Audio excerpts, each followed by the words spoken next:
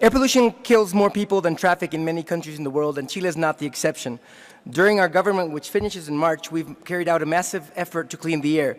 We developed a total of 14 new pollution control programs that benefited 10 million people. In Santiago, we developed a new plan called Santiago Respira, which includes a permanent ban on wood-burning stoves and permanent restrictions on dirty cars from circulating, and the first 100 electric buses that will join our massive metro system. This total effort will cost $1.7 billion and will benefit over $11 billion. We have halved emergency room visits due to respiratory disease since we started taking action. And therefore, we support campaigns such as Breathe Life, which highlight the needs of these efforts. Now, while we hear currently climate denial in the public discourse, President Bachelet, in terms of climate change, has mandated us to teach climate science in every schoolroom. When we shut the door on large dams in the Patagonia, we expanded renewable energy substantially, making solar energy today the cheapest source of new energy. We've seen energy investments double, renewable energy grow by 5, and new energy contracts have dropped by 75% in cost. We have reached our 20% renewable energy goal for solar and wind, 8 years ahead of time of our 2025 target. We did this with a profit-driven model that includes carbon pricing and has allowed market forces to push for and not against climate action. We have also decreased our emissions intensity in 20% since 2007.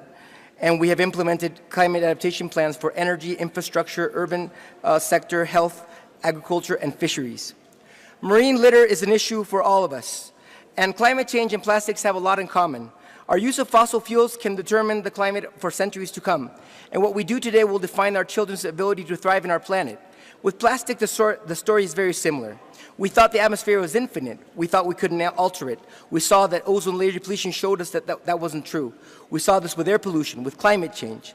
And we also thought that the ocean was infinite, and we could see plastics accumulate in places that are 4,000 kilometers from the nearest city. In human terms, plastics are forever, and we need to take them out of our ecosystems. So Chile is committed to the Clean Seas campaign. We have introduced legislation to ban plastic bags in coastal cities. We have approved an extended producer responsibility law to enhance recycling with a deposit system that will increase significantly the capacity to collect plastic bottles.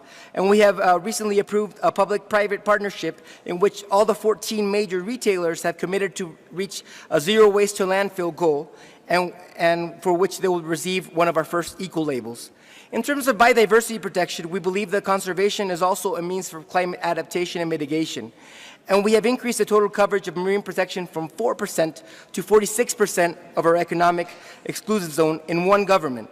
Our largest marine protected areas, for example, in Easter Island, were developed under indigenous consultation.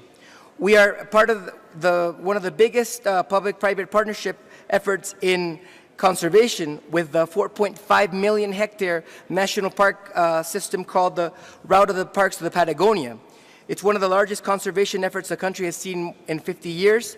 The total effort is 1.7 million kilometers square, which is more than double of Chile's continental area. We believe transformations can occur through transparency, participation, and the access to environmental justice. That is why Chile and Costa Rica lead a regional agreement that encompasses 24 countries to guarantee those rights. We also support France's Global Pact for the Environment. We believe we made progress, but this is just a start.